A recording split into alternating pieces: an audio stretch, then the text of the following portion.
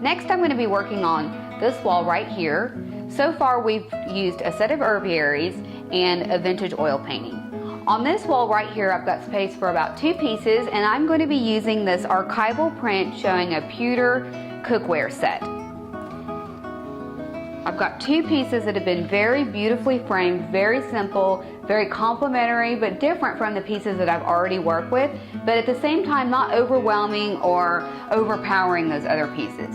So we've got 2 pieces, and then they're going to be hung just right about here. Again, the center of the artwork will be about 62 inches off the floor, or right at eye level. This is the last area that I'm working with behind me. As you can see, this is a very small area. I've got 2 small walls that I'm working with. So instead of some artwork, 2-dimensional artwork, I really wanted to do something with a 3rd dimension, something that would add a little bit of pop into these small areas. Recently, on one of my antiquing trips, I came across this barometer, and I was really inspired to get this for my husband, who's a bit of a scientist and really loves science, and this really reminded me of him. This is a great piece to put in a small area such as this, where you can really appreciate the depth and the dimension it adds to a space.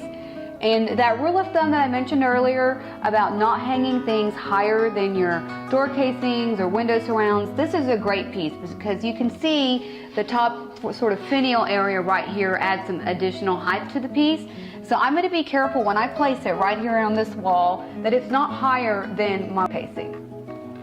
Now let me put this down and show you the next piece. I've got this small wall right here that's barely over a foot wide, and I found one of these great little framed intaglios that I'm going to use right here to create a little bit of depth and interest when you're walking into the room. So this wall ends up having a beautiful purpose rather than being an odd piece in the room.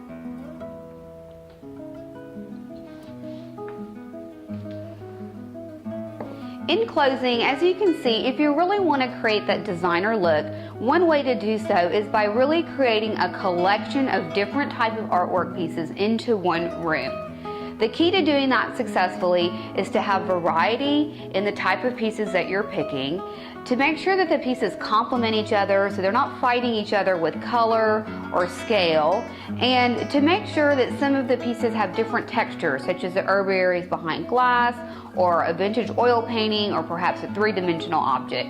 Always take cues from your interiors, let your fabrics be your guide, and find colors in the artwork that complement your fabrics but may not be so matchy-matchy. And that is surely a great way to create a very curated, eclectic, one-of-a-kind designer look with your artwork in your space. I'm off to go hang all these pictures, and I'll be sure to share some after pictures with you as soon as we've completed the space. Happy decorating and cheers!